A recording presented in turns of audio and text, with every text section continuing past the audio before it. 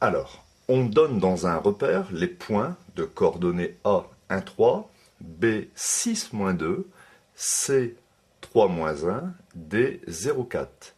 Et on demande d'étudier la position relative des droites AB et CD.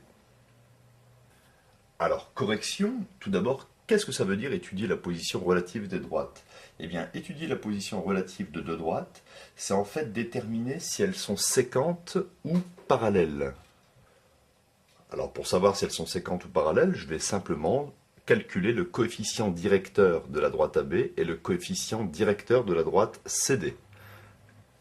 Alors on y va. Pour la droite AB, je note petit m, le coefficient directeur, et je sais que c'est YB moins YA sur XB moins XA. Alors YB, ça fait moins 2, moins YA, ça fait 3, XB, c'est 6, et XA, c'est 1.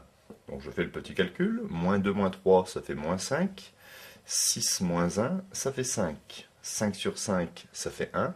J'obtiens donc un coefficient directeur ou une pente pour ma droite AB de moins 1. Maintenant, faisons de même pour la droite CD. Appelons M' le coefficient directeur ou la pente. Donc j'utilise les points C et D.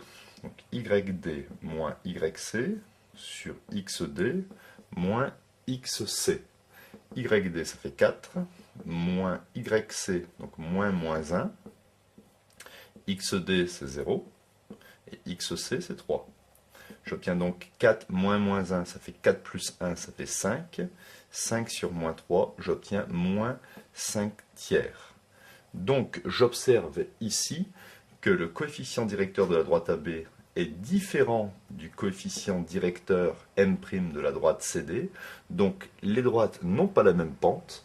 Donc les droites ne sont pas parallèles, elles sont donc séquentes.